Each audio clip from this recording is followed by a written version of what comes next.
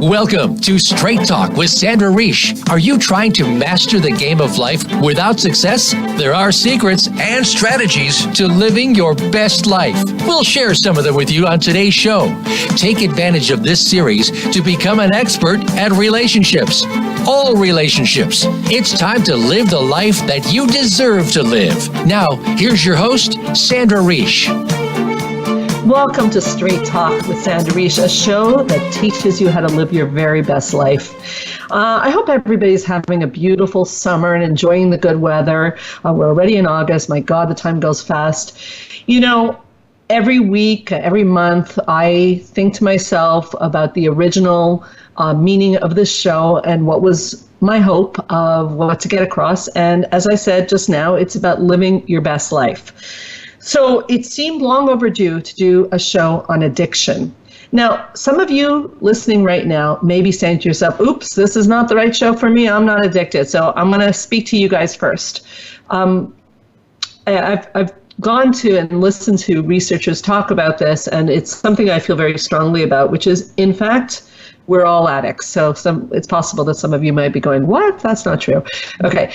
What I mean by that is that there are addictions that are the obvious ones, like alcohol and crack cocaine and gambling, and people know that they're in trouble. But there's Facebook addiction, there's technology addiction, there's watching too much sports addiction, there might be reality TV, and I might have some guilt there, addiction. There's a lot of ways we get addicted, and addiction is one of the things that's interesting about it is addiction is a way of numbing pain. So the reason we do this is because life has pain in it. There's no one who escapes pain. So therefore, it's very easy to slip into it. So to do a show like this, I wanted to bring on an expert. And of course, I turned to my dream team. I have somebody on my team who's not only a top psychotherapist and a dear friend, but she is actually a trained specialist in addiction. So to start the conversation and to get really into it, I wanted to ask her to come on Straight Talk. She graciously said yes. So Melissa Hindley, certified counselor, is here today to talk with us about addiction. So welcome back to Straight Talk, Melissa. Thank you. I'm really happy. What do you think of this, statement? It's a provocative statement that we're all addicts. Like, how does that sit with you, and what do you think about that? I totally agree, and I like how you speak to that, because we often see the ones, like you said, the alcohol or the drug addiction, that's a little bit more obvious. And we tend to not remind ourselves about the more subtle ones. So like relationships or video games, and I often see that a lot in my love addicts. Yeah, That's a big one that you brought up there too. We're definitely going to have to cover that too. Yes. Thank you for mentioning that. Yeah, very important. Yeah, even while you were talking, I also thought we'll talk about people who get addicted to their anxiety. Symptoms. Yes. Anxiety. Yes, and we do see that, don't we? Mm-hmm. Where on earth do we start? There's so much to say about this. Well, I think first, maybe we can start by, just defining what addiction is. Please. And I think you touched upon it. So, in your opinions, how do you define to your clients or when you see this addiction? Well, like you said, I mentioned numbing pain. I mean, all these addictions fulfill the fact that you don't have to feel things. The problem is that whatever the substance is, let's say your addiction is to accomplishment. Mm-hmm. You like to accomplish things. Type A personalities. I'm a type A person. I like to accomplish things. But the problem where it becomes an addiction is you need more and more of the drug. So if your drug is accomplishment, you're only as good as your last accomplishment. If your drug is work, you need to work more and more and more. If your drug is anxiety symptoms, more and more. If it's alcohol, more and more. If it's Xanax, more and more. So numbing pain and needing more and more of the substance, whatever the substance may be, is an addiction. Mm-hmm. And for yourself? Yeah, I agree. And I think that I often see in a lot of the clients that there's this huge preoccupation with planning around the addiction. Oh, that's such a good point. It's not only the actual act of doing the behavior that you're using to numb, but it's also the preparation with it. So like when you're at home and you're thinking about, like, let's say, for example, alcohol, like you can't wait for the weekend or you can't wait for the next day. And so you start to just plan using. And this can happen too in relationships. You're obsessing about the relationship, and it takes a lot of thoughts surrounded about that. That's a really good point. And I think that whole thing about planning comes from even in alcoholism, that alcoholics, a lot of the drinking, and I'm no alcoholic and I actually really don't drink, but when I do want to drink, and this is true for alcoholics, is getting the right glass and the right ambience. And alcoholics talk about this a lot in sessions, that giving up alcohol is not just giving up the drink, it's giving up the planning that you're talking about, is like getting together with someone and having a drink. Or coffee could be that way too, as and smoking, people talk about let's have a coffee and a cigarette, and the same thing. It's all part of it. So I'm really glad you mentioned that, because it is a ritual when you think about it. Really important point. And that's like what we'll talk about too with the treatment. It's not only about removing the substances or whatever it is, the behavior that we become addicted to, but it's also trying to change the whole ritual and the whole routine of it all.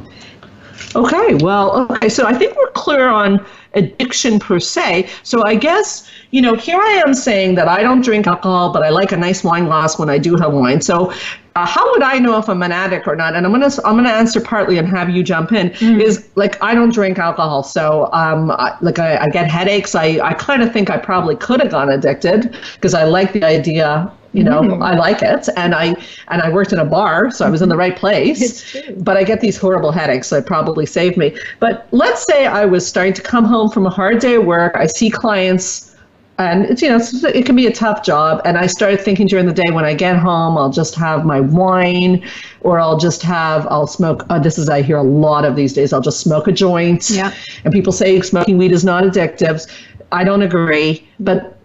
Okay, how would I know, Melissa, if I'm an addict or if I'm just, people drink wine, people smoke joints, we're not prudes. Yeah, and the way I talk to my clients about this is that it's not the amount or how much you do it necessarily, but it's the reasons why are you doing it. Okay. So we talked about to numb out, to cope with difficult emotions, but it's also trying to understand what's the reasons why you need. And that's a very important part, is why you need that glass of wine, or why you need that joint. Need versus want. Yes. So it's more that, and also really trying, like a lot of times we bargain with ourselves. We say, okay, I'll just drink on the weekends, or I'll just see this person on the weekends, or I'll just gamble on the weekends.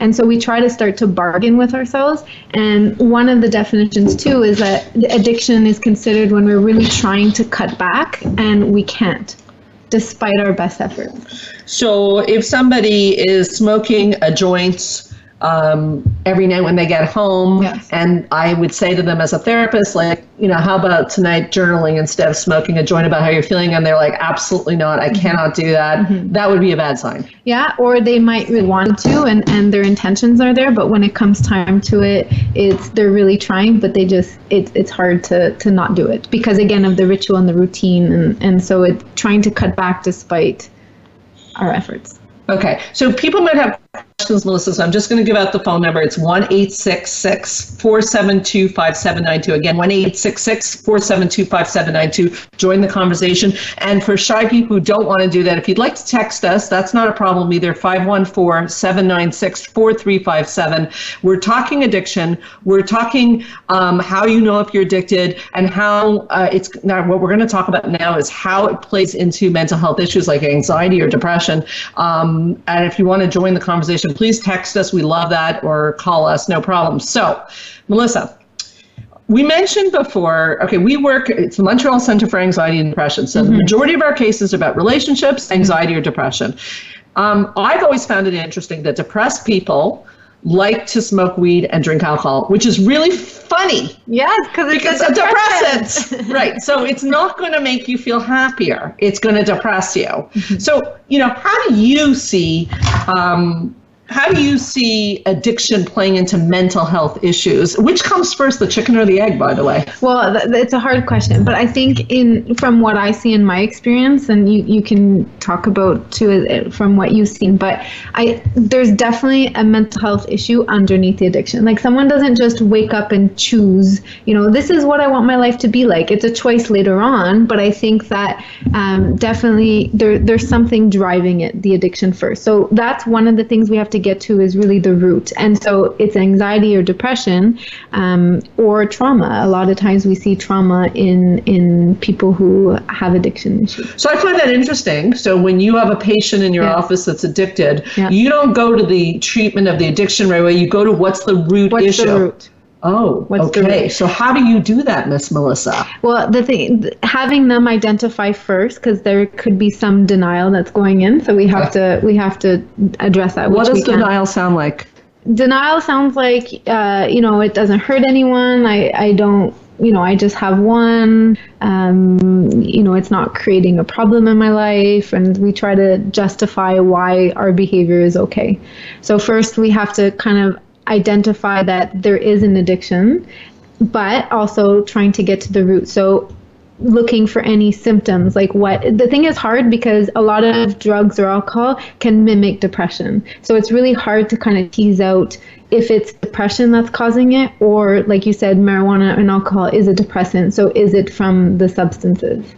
Okay. So it's hard to tease out the two, but I think with the skills and to cope with anxiety, giving tools, CBT tools to help reduce that first. CBT being cognitive behavioral therapy. Mm-hmm. Okay, so you have to, a certain amount of honesty is needed, right? So if I work a lot, and if I come to your office and I say, I don't think I'm an addict. I just work a lot. I'm a hardworking girl. Mm-hmm. I have to be able to admit that I'm working to not feel something else. Yes. So that requires the therapist or the counselor to be really on the money for sure, so to speak.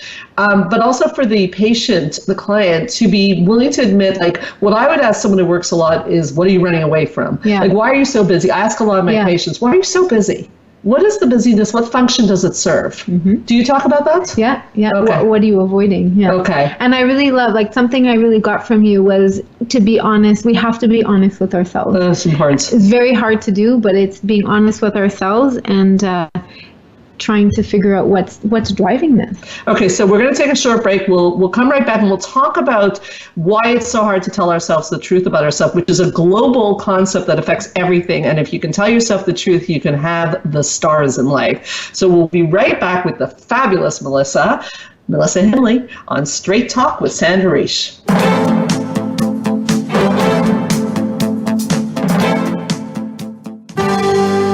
Your life, your health, your network. You're listening to Voice America Health and Wellness. Spa Munari is a full-service wellness day spa located at the heart of West Island, Quebec. Submerge yourself in beauty with one of our many treatments, specially catered to your needs. We offer facials, manicures, pedicures, hair removal, massages, body treatments, and so much more. Enjoy our ultimate relaxation experience with our spa packages. We offer a men's menu as well. Call us today to book your next appointment at 514-695-5040 or visit us on the web at spamunari.com. That's 514-695-5040 or spamunari.com. Join the therapist who is affectionately known as the Couple Whisperer, Sandra Reish, on her famous couple retreats and change your life forever. Sandra offers couple retreats in beautiful locations several times a year that can radically change your love life. Couples describe her retreats as life-changing. Regain that loving feeling, bring your intimacy to a new level, and rediscover excitement and joy. Find out more at helpforanxietydepression.com or call 514-796-4357. We all want love and safety. Now you can have it. Call 514-796-4357 or helpforanxietydepression.com. Change your life forever with the latest cutting-edge products for home study treatment for anxiety, featuring the clinical director of the Montreal Center for Anxiety and Depression and host of Straight Talk, Sandra Reish. Sandra is joined by top therapist Georgia Dow in this revolutionary anxiety videos therapy series. Thousands of people have benefited from this scientifically proven treatment approach. Isn't it time you chose yourself? Visit anxiety-videos.com right now. That's anxiety-videos.com and change your life forever. A fresh look at today's health. Voice America Health and Wellness.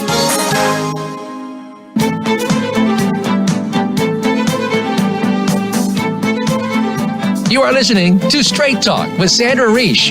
To connect with the program today, please call 1-866-472-5792. Again, that's 1-866-472-5792. You may also send an email to info@helpforanxietydepression.com. Now, back to Straight Talk. Here's Sandra Reish.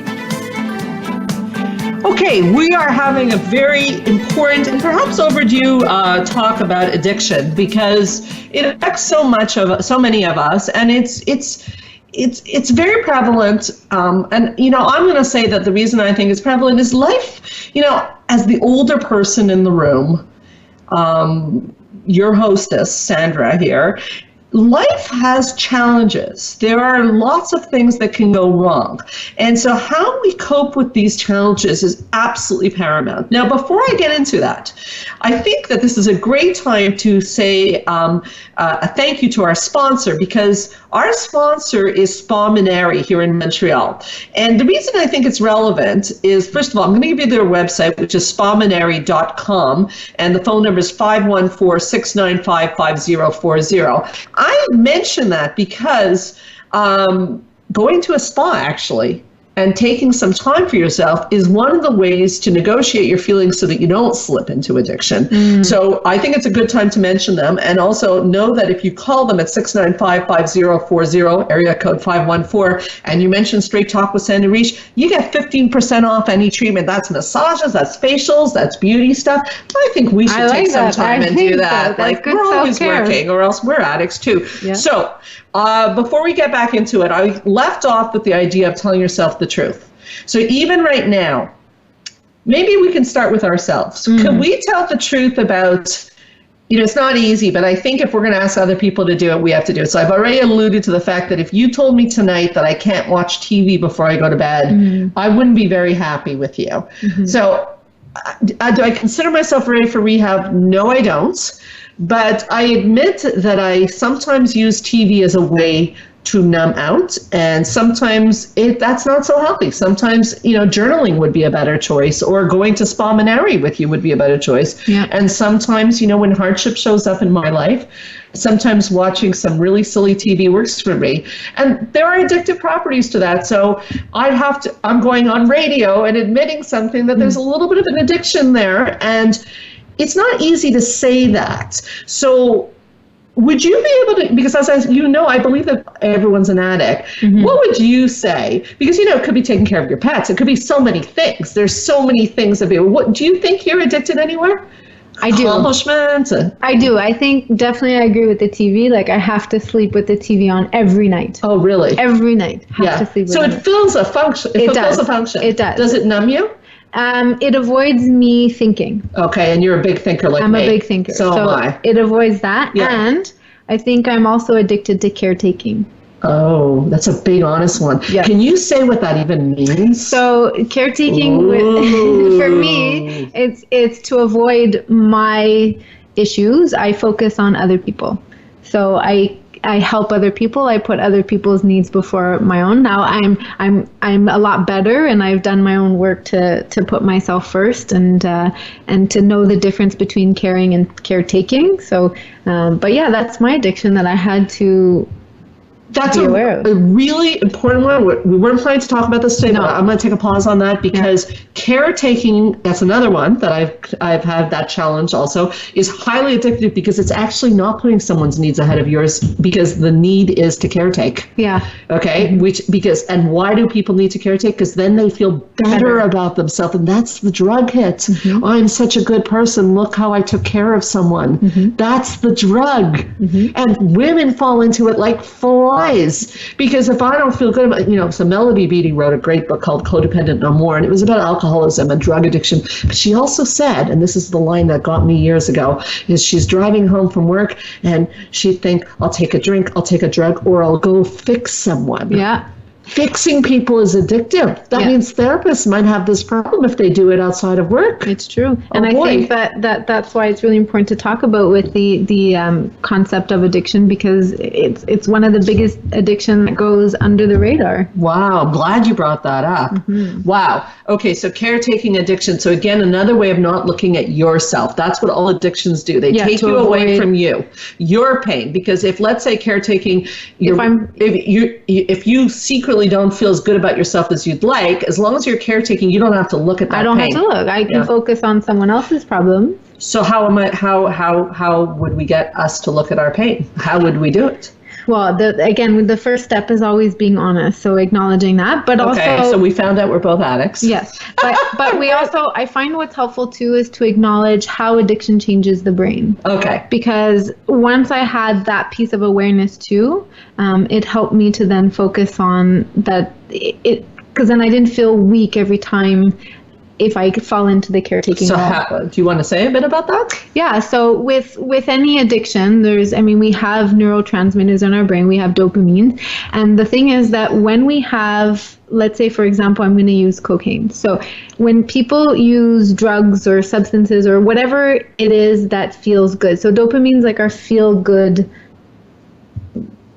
pleasurable response in our brain, right? This crack cocaine of the brain, I call it. This is what helps us feel good. This is when we do things, it feels good. So the thing is, our brain naturally produces this. And the thing is that when we use drugs, and let's say cocaine, for example, it gives us an overstimulation of that dopamine. So what happens, that overstimulation is going to cause us to feel that high. Now, when it's overstimulated, the brain, what it does, it's saying, whoa, there's too much going on. And what it does is that it slows down the production of dopamine. Oh. So when you're not using, what's going to happen? You feel lousy. You feel lousy. You feel like there's less dopamine going on. So what's going to happen? What's the best way to get that dopamine rush again? Go watch that TV show again. Go caretake someone. Go take the cocaine. Exactly. And so then that's when we become dependent on it. And then we need that to feel better.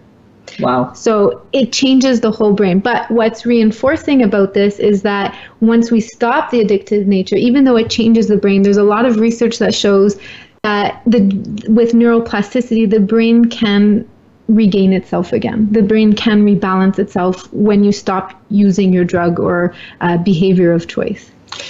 That is really well stated and so important, Melissa. And one thing I want to add to that is something I read years ago that completely freaked me out. That, however, although the brain can reorganize itself, an addict is always an addict. And what that means, and that's where you have to be careful, because let's say you do smoke weed and you're like, listen to the show and you're like, that's it, today's the day.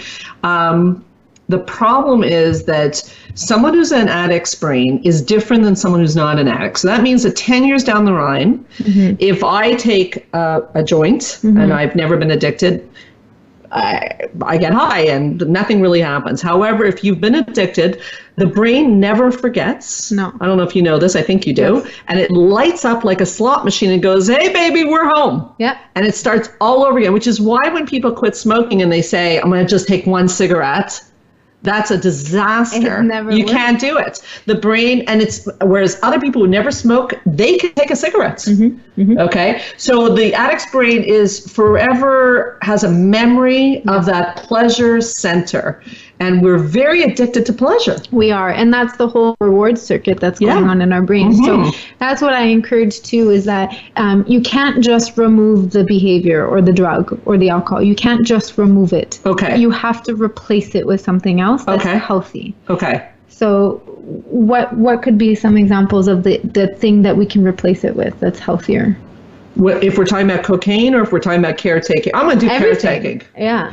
Well, the thing is that I think that step one is to find out what's driving the car, which is the pain. Yeah. So it's always pain. So if I have pain, what I can replace it with is something that soothes my pain, that doesn't numb my pain. So for me, it might be journaling, it might be meditating, it might be going for a walk outdoors, it may be talking to a friend about some struggle that I'm going through right now, instead of doing that could be those. What do you think? Yeah, I agree. And using tools to reduce, because like I said, once a lot of people numb to avoid the pain, and so once our behaviors are not there, the pain is going to intensify because we're not numbing it anymore. So it's normal to feel kind of worse at the beginning before you feel better, because we're not stuffing it under the rug anymore. How are people supposed to deal with that, though? Now they have two pains. Yeah, now there's two pains. The loss of not coping with their unhealthy behaviors, but also the actual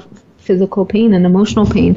Well said. So definitely the things that you talked about. Sometimes even just doing activities like when there's depression involved, we kind of can stay stuck and it's hard to get out of bed, and so it's just doing things, getting out of the house, going for a walk, talking to people.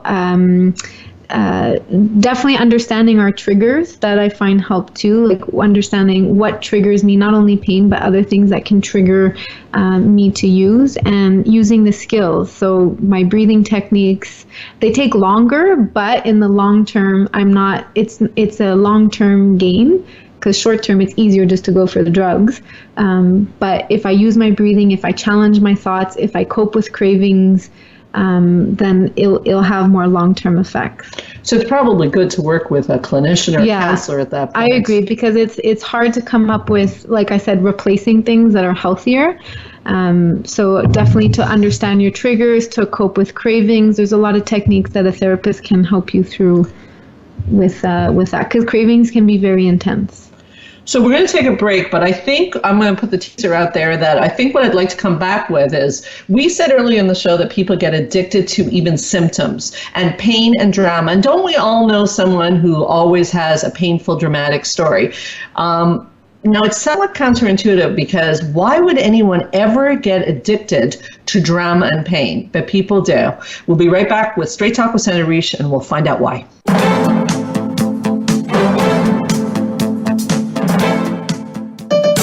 Your life, your health, your network. You're listening to Voice America Health and Wellness. Change your life forever with the latest cutting-edge products for home study treatment for anxiety, featuring the clinical director of the Montreal Center for Anxiety and Depression and host of Straight Talk, Sandra Reish. Sandra is joined by top therapist Georgia Dow in this revolutionary anxiety videos therapy series. Thousands of people have benefited from this scientifically proven treatment approach. Isn't it time you chose yourself? Visit anxiety-videos.com right now.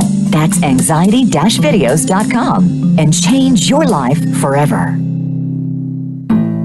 Spa Munari is a full-service wellness day spa located at the heart of West Island, Quebec. Submerge yourself in beauty with one of our many treatments, specially catered to your needs. We offer facials, manicures, pedicures, hair removal, massages, body treatments, and so much more. Enjoy our ultimate relaxation experience with our spa packages. We offer a men's menu as well. Call us today to book your next appointment at 514-695-5040 or visit us on the web at spamunari.com. That's 514-695-5040 or spamunari.com.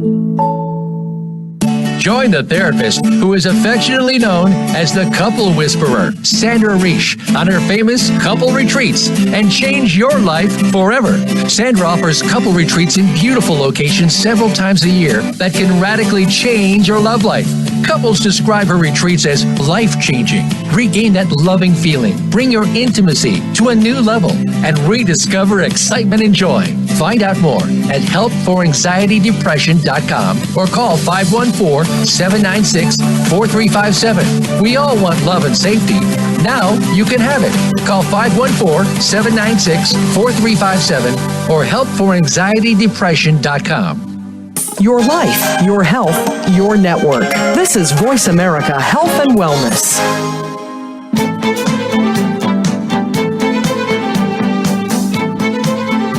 You are listening to Straight Talk with Sandra Reish. To connect with the program today, please call 1-866-472-5792. Again, that's 1-866-472-5792. You may also send an email to info@helpforanxietydepression.com. Now, back to Straight Talk. Here's Sandra Reish.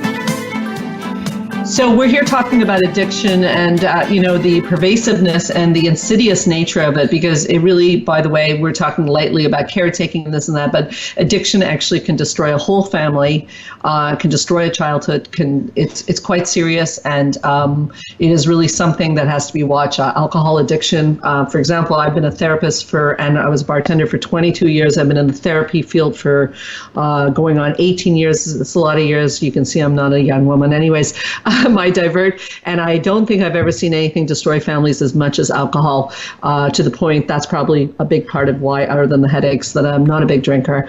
So it's quite serious, and alcohol is one of the most socially acceptable addictions. Now, before we took a break, I also talked about the fact that I'm amazed, that doesn't really make sense, but people do get addicted to drama and pain.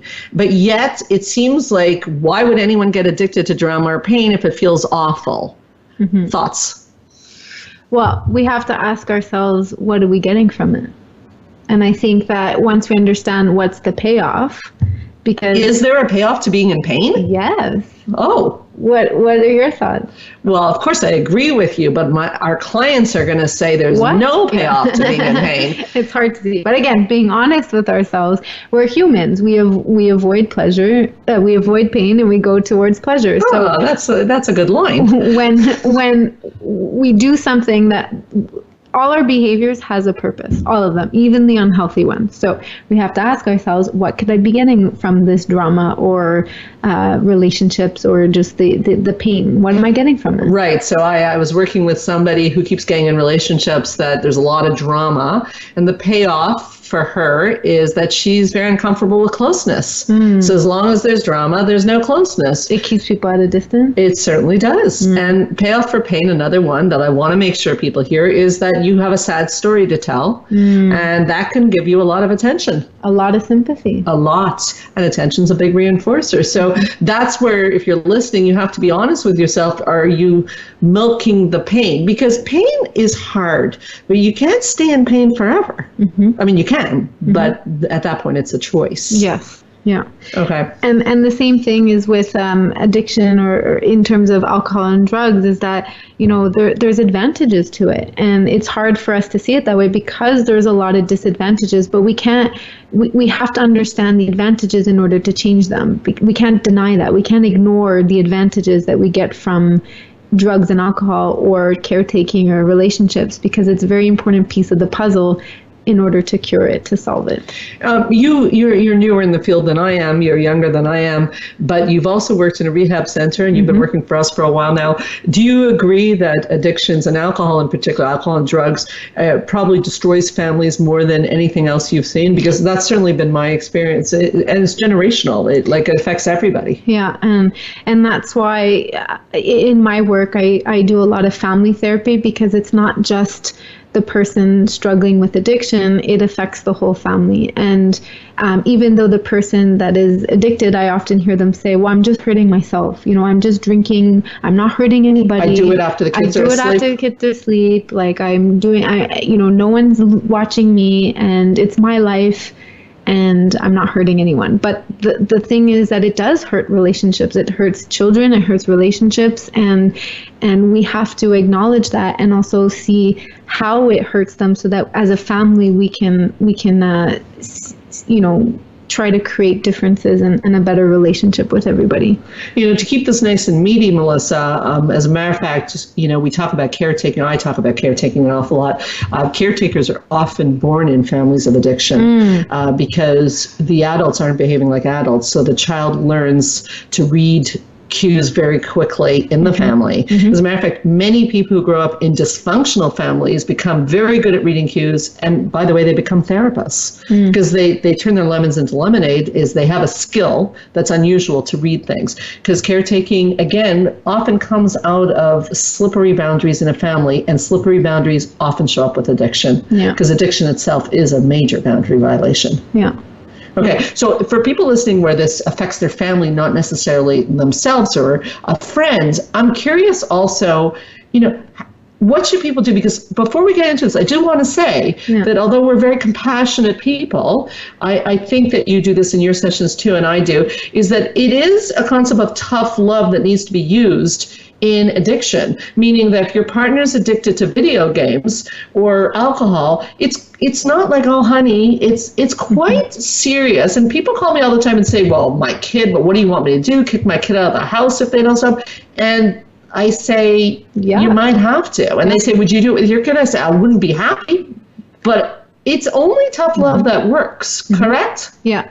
The thing is that I love how you said this, because we often see that a lot of family members try to protect the addict. So much. Try to protect them. And maybe in a way they're keeps the addiction alive. It does. It enables it. And maybe they're trying to protect themselves too as well. But, lying for them, or a lot of times addiction, they'll miss important obligations. And so, trying to cover up for them and lie for them and say that they're sick or they're not feeling well. And we try to create a cocoon because there's such a stigma around it. We try to hide it. But this feeds the addiction. So in terms of the tough love is that we can't protect them anymore. It's not helping them to protect them. It's just feeding the addiction. So, but Melissa, I know the answer to this, but I want to pick your brain. Is that your child? It's your child. Your child's in pain. I know. The reason they're smoking weed or drinking is because they're already in pain. Your child's unhappy, and I'm going to play the role of a client, because this is what a client would typically say: is now you want me to be tough on that child? What do you want me to do? Okay, so you want me to say that the child has to get a job, the teenager has to get a job, let's say, okay, but the teenager's depressed. So as a parent, I'm going to say to you, like, how could I do that to my teenager? They're depressed, they're drinking too much, and now you want me to say get a job or get out of the house? Like, and I see the conflict, because it's really hard. But you've tried the gentle. You've tried to. And gentle doesn't work. And gentle doesn't work, and that's the thing. So I often tell, it's really hard to put those boundaries, but at the same time, it's important to have a balance. You want to be supportive, and you don't want to be. So it's I love you. I love you, and making sure that they understand that, and that you're doing this from a place of love. But these are the consequences of your behavior. It's just, I love when I use this all the time. I'm stealing it, but it's She's like stealing it from me, by the way. It's a sandwich. It is a sandwich. I don't want anyone else to get credit. That's all. But like when we're driving and we run a stop sign, we get a ticket. We don't like it. But that's how we learn. I cry. I get upset when I get a ticket, but it prevents me from, it doesn't guarantee it, but it prevents me from doing it again. So you need to give the ticket, and whatever that ticket is, you'll have to decide that. And I think with the therapist or counselor can help you decide what appropriate boundaries are. But at the same time, you're helping them by letting go and by being putting really strict boundaries with them. Okay, so I think this is so valuable, Melissa, because I can think of a lot of people who are married or dating somebody who's alcoholic, for example. And so what I'm going to piggyback on what you said is that you have to mean business with that boundary. So because the problem is, we talked about the brain and the reward center. So since the reward center is so powerful, if you don't say to your partner and mean business, like, unless this stops by this date, or we go, you go to rehab, or we go to counseling, or whatever it may be, okay, that I can't continue a relationship with you. And I think it sounds a little bit like this: I love you, but I love me more, which you're supposed to, okay? Because otherwise, if you keep saying, I'm sick of your drinking, I'm sick of it, but you don't put a clear consequence, the person will not stop drinking. They may stop for a week or two. Why would they? there's no. Well, there's no they know consequences. it's bad. They know it's you bad, know you but- should do that stop sign. But I'm still. There's no one's gonna catch me, and no one's Right. gonna put any. Well, why are we enforcement. like that as humans? What's wrong with us? But we are like that. We are. Yeah. So, for people listening where they're in a relationship with someone who has a substance abuse problem, unfortunately, you have to really mean business. And stick to them. Oh, you have to stick to it. Why did you jump in and say that? The stick to it. Well, Talk because to I me. often hear people threaten to leave Yeah. or say that they're gonna. Don't ever say it if you don't mean it. Yeah, don't say it if you don't mean it. But stay at the. It's easier to stay. It's easier to stay in the Yeah. relationship. It's easier not to put boundaries. But at the same time, if you're gonna stay somewhere else, or that person stays somewhere else, or you give an ultimatum, you have to stick by it, because then you're teaching them that your word doesn't mean anything. if Okay, you don't. two very important questions that people are, Yeah. I know they're asking out there. Yeah. Okay, one is, what if the person who's an addict is in every other way fabulous? Great husband, Yeah. great father, great guy, or great wife, great mother. Should you be turning a blind eye? I mean, overall, the bank account's pretty good, Should you be turning a blind eye? We all have our stuff. It's okay. Well, in your view. You have to ask yourself, are you happy? Is this creating a problem in your relationship? Well, you're not happy, but nothing's perfect, you might say to yourself. Yeah, but can you accept this? I don't know.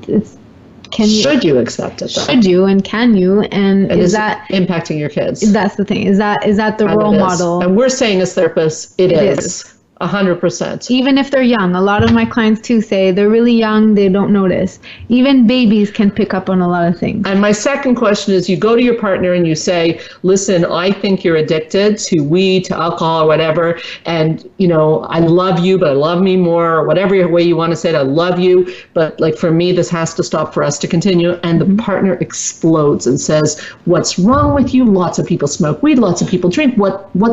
Get off my back. What do you do? Yeah. I love that you said that, because that's typically the response. Yes. Because you're calling them out. Now you're threatening the one thing that's taking away their pain. It's their best friend. Why? It's a threat. So, of course they're going to get angry. Of course they're going to lash out and try to twist it maybe onto you, because they're just, again, trying to protect. But that's where the communication skills come in, and we have to keep, I call it the broken record. I understand. It's actually called that. Yeah. Broken record It actually technique. is. I understand, but this is what needs to happen. You need to go to rehab, or else I'm leaving. Yeah. Now, the thing about all of this is that the person gets very, very angry because the person would like to keep status quo. Yeah? Yeah. Okay. What would you do? Well, I believe in the broken record technique very much, and I think that you have to mean business. And I think that it's it's very multi-layered, because actually tolerating that, you slowly but surely lose yourself. Now, in therapy school, they call addiction the other woman. Because you called the alcohol or the crack cocaine, you said it was like a best friend. And when you said that, it reminded me of learning that in school. It's such a great line teacher taught me and I don't know if you know this, but in couple therapy, you're not legally allowed to see a couple if there's an addiction, because there's a third party in the relationship. I don't know if you know that. Okay. You're not supposed to, because as long as there's an addiction, you can't treat the couple. There's a third party. So the person's choosing the bottle over you. Okay, you can't compete with drugs or alcohol. You cannot compete. And I don't know about you, but I don't want to compete in my relationship. So that it would kill me to have to go, but I'd go. And you hope that the person will decide that losing you is more important to them than giving, than keeping the alcohol, and that it's worth it to them, because if not, what they are saying basically is that they love the addiction, sadly, more than you, and you're doomed anyways at that point, aren't you? Yes. Okay, we're going to have to take a short break, but I do think this is an important point. We'll be right back with Straight Talk with Sandra Reish.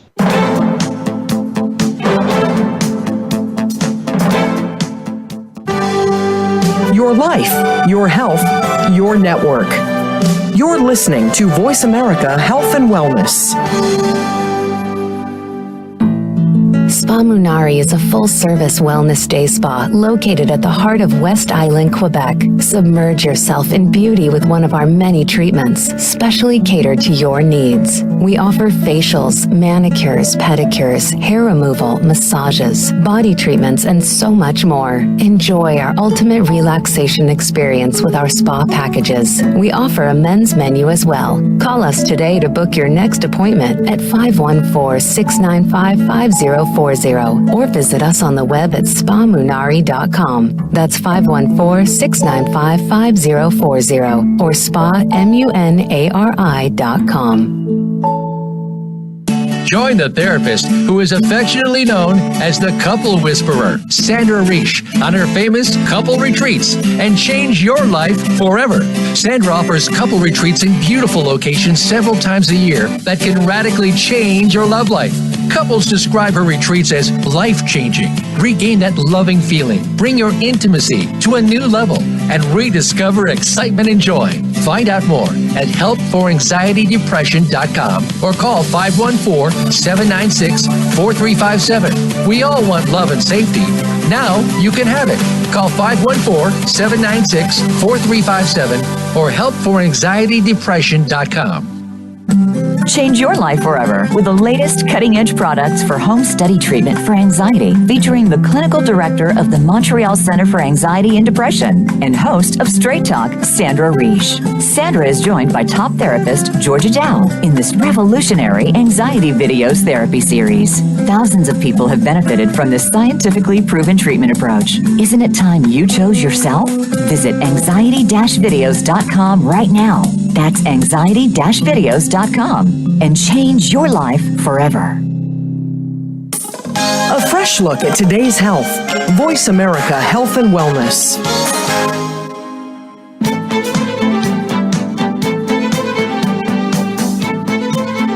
You are listening to Straight Talk with Sandra Reish. To connect with the program today, please call 1-866-472-5792. Again, that's 1-866-472-5792. You may also send an email to info@helpforanxietydepression.com. Now, back to Straight Talk. Here's Sandra Reish. Wow, the time goes fast on meaty topics, addiction. Just talking about how we often in therapy call addiction in a couple the other woman or the other man. And I was just talking on the break with Melissa and how serious that is, because it's actually worse than another woman or another man, because it's always there. So you have a fight, the person goes to take a drink, and you don't really have the person then. You have the person with alcohol. Yeah. So I think when you said you have to decide if you could accept it, I think I would say, how could you even, I would challenge, how could someone consider accepting a third party in the relationship? But it's trouble. It is. But the thing is that people do, because people like to stay in their comfort zone. Yeah. Like I said, it's hard to change. But the question is, again, we have to be honest with ourselves, is this the life that I want? Is this self-love, staying with this person? It can't be, we do agree it's not self-love. It's not self-love. It's not self-love. And I have kids, I need to model self-love. Yes. Because they're watching how I'm looking the other way. Yes. Okay. Yes. So addicts, by the way, they do types of denial. And I know you came prepared to talk about the denials. And I'm curious what denials people do. I mean, obviously it's saying I'm not addicted. I drink 3 times a week only. And that's one of the problems, because there are functional alcoholics and functional drug addicts. So it's not always the guy on the street. So what are these denials? I hate that term. A lot of people use it, the functioning alcoholics, but it's true. Why do you hate it? Because it's still just as bad. Oh, it is. But the thing is, but the reason why I'm so passionate about it is because a lot of people use that to justify that it's okay, because they're still meeting responsibilities and they're still going to work or doing their functions, but it's still destroying the family unit, but also themselves. So a lot of people use that, and that's part of the rationalization, the denial. When we rationalize it, when we say, you know what, again, I'm not hurting anyone, I'm still maintaining my responsibility, the bills are paid, I'm still going to work. So that's one way. Another would be minimizing, I only have one, or I only use it on the weekends. So when we minimize how much we use this. And then there's simple denial, which is your denial of denial. What does that mean? You're like, what addiction? What? Okay. you're like denial that you're in denial. Right. I'm not in denial. I just don't have an issue. Okay. Right? Gotcha. So you're like 16 hours a day watching TV and you're like, yeah, what's your problem? Yeah. Like basically what's wrong with that? Gotcha. Good. And then we have the avoidance. Oh, okay. Right. That's a big one. Yeah. What is that?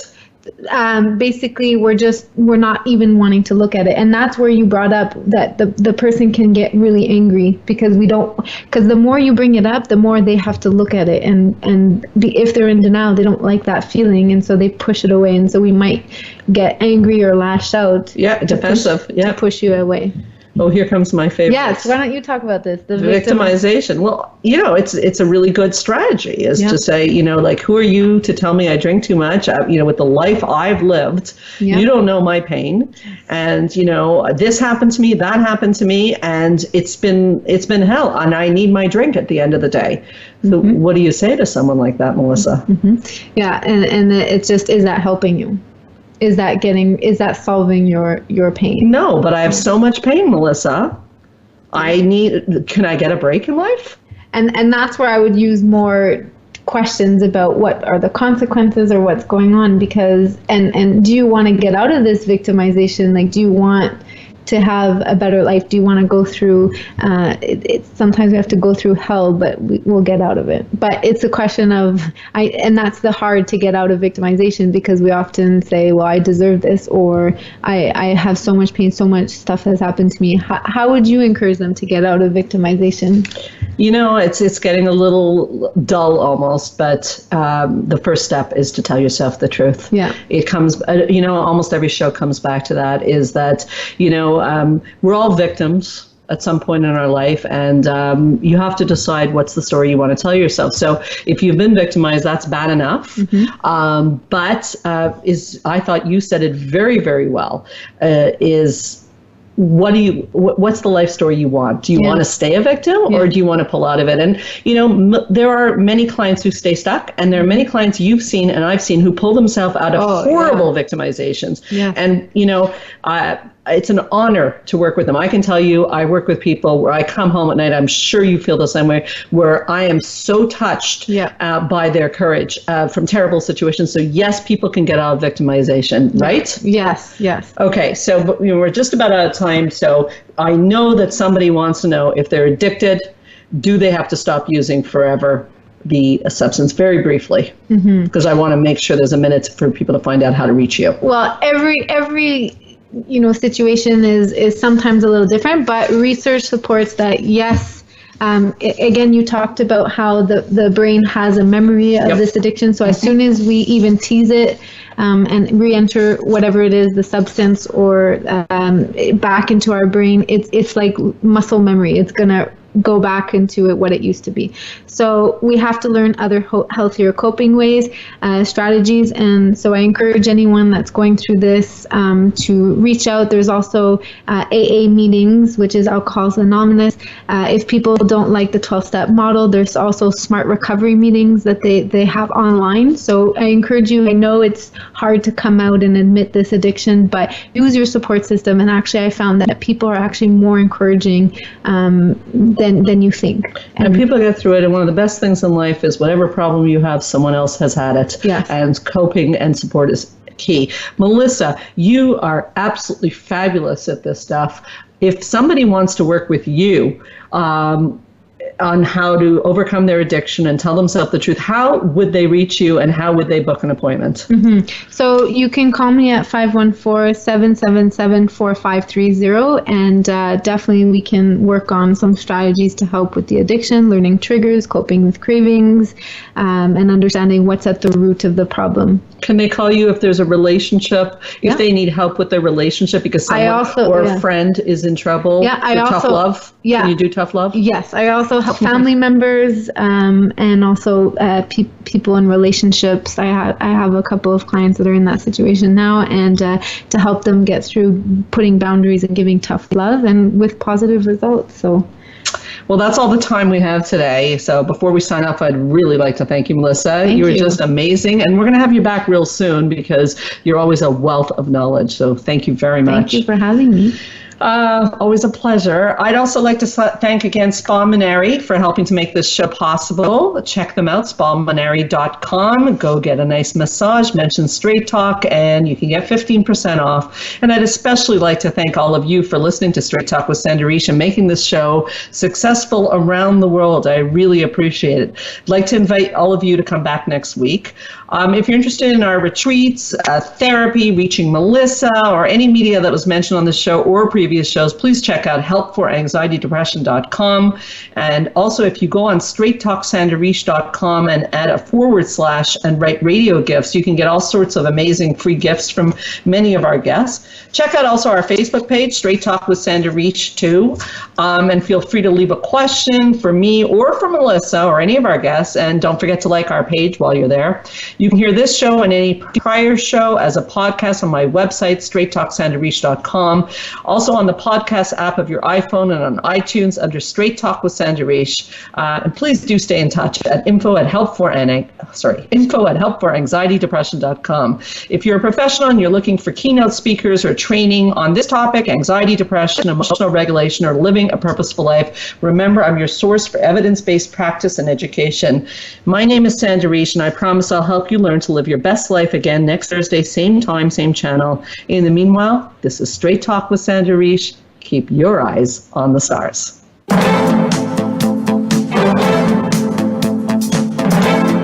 Thank you for listening to Straight Talk with Sandra Reish. We hope you've enjoyed today's show, and we'll tune in again next Thursday at 3 p.m. Pacific Time, 6 p.m. Eastern Time on the Voice America Health and Wellness Channel. Now, go live your best life.